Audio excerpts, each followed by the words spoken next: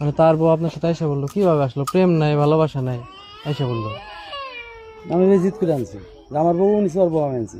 আপনি তো জিদ করছেন, জিদে আপনি টিকছেন, কিন্তু ওই ওই মহিলাটা রাজি হইলো কিভাবে? রাজি করাইছি। এটা কেমনে সম্ভব বলেন? মানে সম্ভব হইলো কেমনে?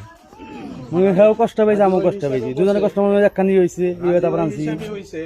যেহেতু উনি একটা মহিলা, ওই আমাকে পাড়ায় থেকে এক সেরাই বউ নিয়ে গেছে গা একজনের, তার সেই সেরাই আবার তার বউ আনছে। এই জন্য আমরা সমাজ থেকে সেরারে পুরস্কৃত করুম, এই বড় করে অনুষ্ঠান করুম। এটা মির্জাপুর থানার মধ্যে একটা গর্ব, মির্জাপুর থানার মধ্যে এটা একটা গর্ব যে আমার বউ নিয়ে গেছে গা, আমি উল্টা তার বউ আনছি এই লক্ষ্মীপুর থেকে, শুধু পরিশ্রম করে আনছি জিদের উপরে। ও 15 দিন ধরে নেওয়ার পর থেকে খালি ওই ছেড়ে পিছিয়ে করছে, খালি ফোন করছে। এক মেয়ে আছে 3 বছর এক মেয়ে আছে, মেয়ে শুদ্ধে নিয়ে আইছে।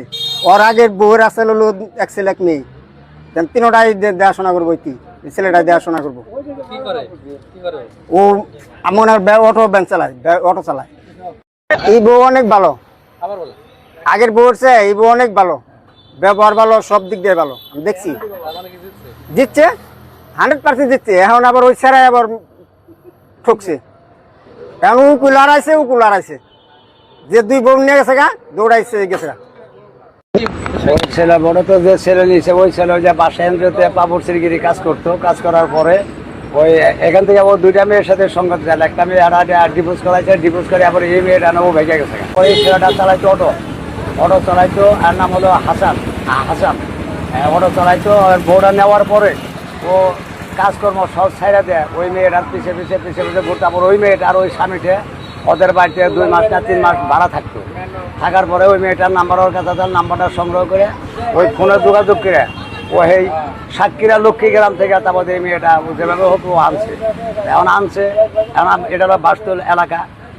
এখন এই গ্রামে থেকে মানে সবাই তারা এমন একটা প্রস্তুতি নিয়েছে, মানে আরে বড় ধরনের একটা পুরস্কৃত বা তারা আমোদ ফুর্তি করার জন্য একটা আয়োজনও করছে।